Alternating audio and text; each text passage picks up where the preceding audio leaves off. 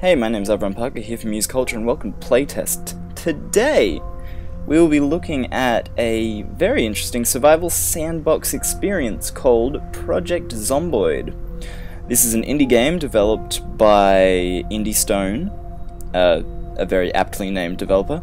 The graphical style, you'll notice straight away, is very akin to things like the old Fallout games and the old Elder Scrolls games. The kind of top-down RPG, going through boxes and loot and stuff. And, yeah, it's basically this big town, and it's full of the undead, as you could imagine. You can actually start off and pick between a bunch of different classes that have different abilities. There's a lot of things you can move around and do, and you can actually mod it to add more traits in, and more classes in, and things like that. So, in the version I'm running now, I have a lot of mods where I've got, telekinetic abilities and things like that, where you can like pop zombies' heads with your mind. It's a really interesting little survival game. But let's get stuck into why it's an interesting survival game. Now, I've already said it's like Fallout, reminds me of that kind of art style, that top-down sort of action RPG almost. It has a lot of those elements. It has leveling up stats. You can from like reading to cooking to whatever to just make you better at what you do. So the more you perform a task, or the more you read books on a task, the better you will become at that task. It can take a long time. You can be sitting there for a long time waiting for things to tick over, because it is that survivalist thing. You're cooking food, you're surviving, you're trying to drink, you're surviving in real time. And the really interesting thing is that noise affects it, and it's actually a lot more tense than a lot of survival games I've played before. Based on the fact that it's got that roguelike element to it, where you can't see behind you, you can't see around you, and you can only, like, the only place you can look is basically in front of you and things that aren't blocked out by walls. I've been waiting for this for a long time. I found it on Desura and IndieDB.com a long time ago, and I was very interested from the get-go, because I love zombies. I'm a huge fan of like George A. Romero and The Night of the Living Dead and the series following that. And so this was a really interesting and cool kind of concept, I thought. It's like a very open-ended survival game. And because there's options ranging from, you can drink a bottle of bleach that'll give you plus 60 to your happiness, but you will have drunken bleach.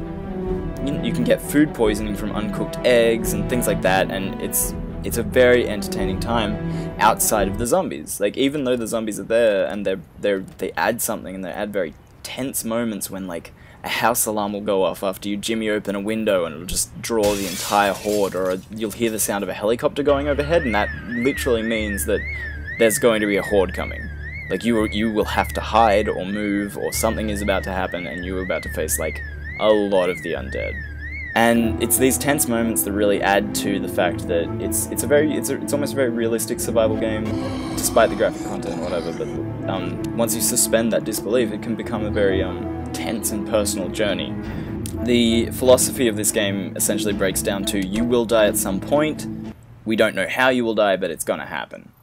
It could be from food poisoning. It could be from exhaustion.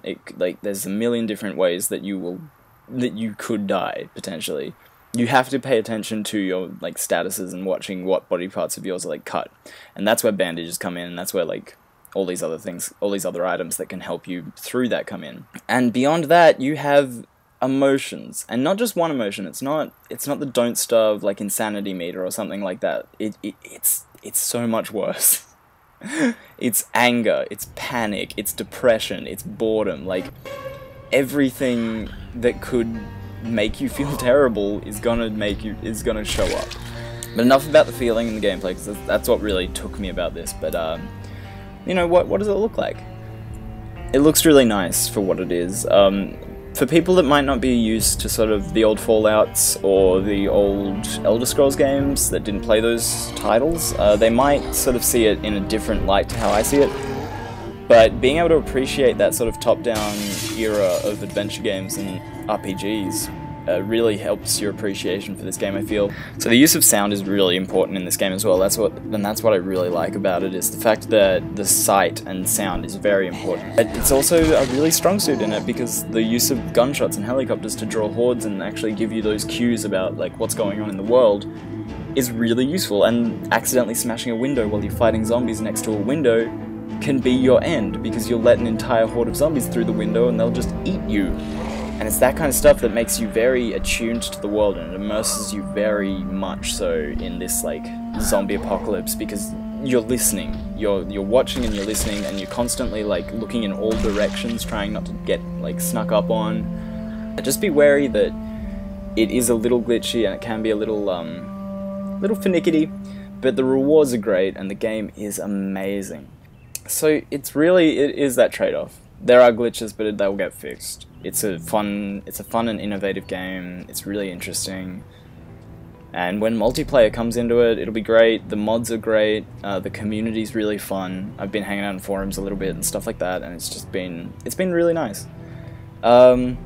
So for the end result, I'm gonna have to give it about a 4 out of 5. -1 for the glitches, because I love zombies. I'm gonna give it 4. Yeah, I'm gonna get 4. All right, 3 if you're not into zombies as much as I am. Thanks so much for watching. My name's Avram Parker for Muse Culture. This has been playtest review of Project Zomboid.